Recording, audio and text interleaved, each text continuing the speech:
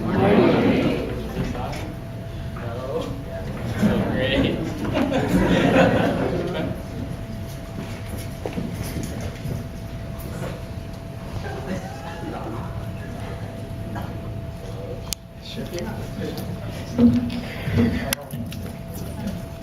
Okay.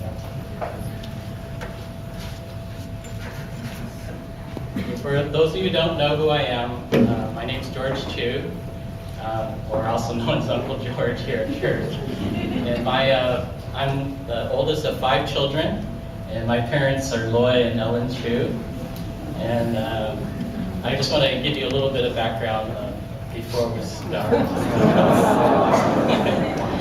Our family attended the First Chinese Baptist Church in Chinatown in LA when we were growing up. And back then, Dr. Lin had a vision to start a mission out in the Orange County area. Since our family was one of the main families during that time, he had gathered a few of us together that were going to be out in the Orange County area, and we prayed together, and he explained to us about the new work that was going to happen out in this area. And in February of 1977, we met over at Trinity Baptist Church in Westminster, and we had a prayer meeting. And that was our very first meeting and the start of First Chinese Baptist Church in at that time. In the beginning, it was very hard because there wasn't a lot of people, so a lot of us had to wear different hats and serve. And the very first year, I served in the Sunday school preschool department, and with Auntie Renee Lum.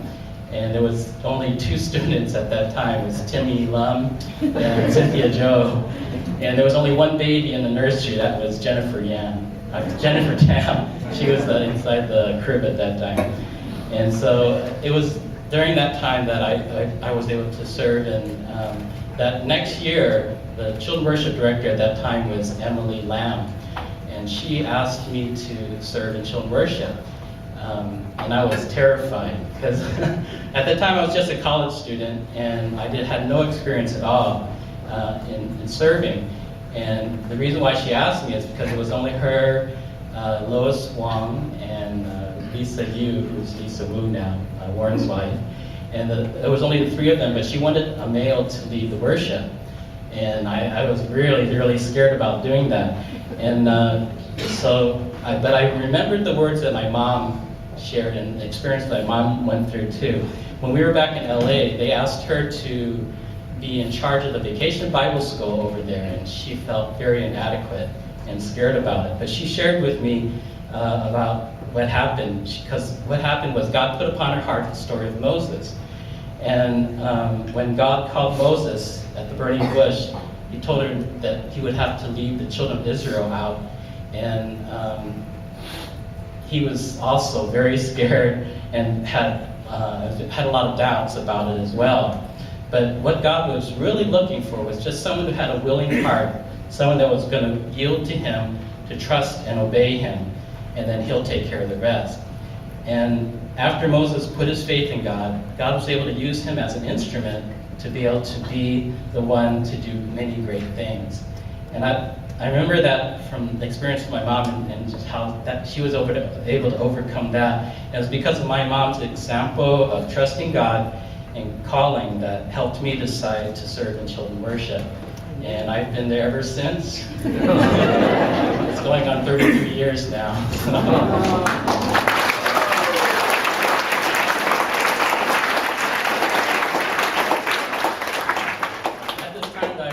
Share some pictures share some thoughts about when I think about my mom. These are the things I think about when I talk about my mom. So the first one is I love my mom very much, and I'm glad that my dad asked her to marry him. And that she said yes. I cannot imagine what my life would have been like if I had a different mother. I'm totally amazed that she was able to raise all 5 of us rambunctious children and still be a godly example. She taught us how to behave properly in social situations and have good manners. She watches over me, and she always allows me the freedom to live my own life under the umbrella of her protective care and direction. She disciplined me with firmness, but always out of love. She's concerned about my warmth and comfort, and she always asks me, how is my health? She'll call me to find out how I'm doing. That's the next picture. You have the next one? Okay, she'll call me to find out how I'm doing, but not too much. She has always been concerned about what's going on in my life, but never in a smothering way. When she gives me advice, she always looks for God's purpose in every situation. And on more than one occasions, like when I visit her, I would hear how people would call her on the phone to receive her godly wisdom and direction. She's always has something good for me to eat. Even today, when I cannot leave her house without her giving me a snack or something to eat. And it used to always bug me that she'd have to give me food, but now I realize that's how God made her, and that it's in her nature to be giving. And that brings me to the next point. She teaches me to love others. Very early on, she instilled in me to be loving and caring of others. Her life itself has been a great example and model to me to follow. She's always put other people's needs before her own. Her positive attitude, encouraging words, and genuine concern for others touch the lives of all who come in contact with her. Because of her love, I see that even people outside of our family love her as much as we do. She's a prayer warrior. I remember waking up one morning very early, and I heard voices. My bedroom was downstairs, and I heard voices come from the kitchen. And I quietly snuck closer to hear that it was my mom and dad who were praying for each of us children individually. She never saw me that morning, but it was then that I realized that was the reason why I probably didn't get into as much trouble as I probably could have, because she was creating like a hedge of protection around me through her prayers each morning. She's a living example of a good and faithful servant. She's always striving to do her best in all that she does. Her attitude and character has been a big impression on me and is one of the main reasons why I love to serve the Lord. Her life stands as a model for me to strive and it's my wish that I'll still be serving as diligently and as much fervor as she has when I'm 80 years old. Proverbs 22:6 says, "Train up a child in the way that he should go. Even when he's old, he will not depart from it." When we were little, my mom would read Bible stories to us before we went to sleep. And as we got older, she would play games with us as well to learn Bible facts and verses. In fact, we couldn't even go to camp without us writing a paper. I remember one year I had to write a paper on sanctification.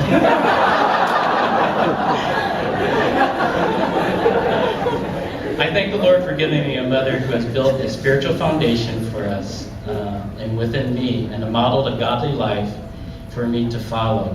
Because of my mom's mothering, I'm proud to say that I am what I am today. And it's because of her life and teaching, she can be proud of the legacy that she's passed on to her children and her grandchildren.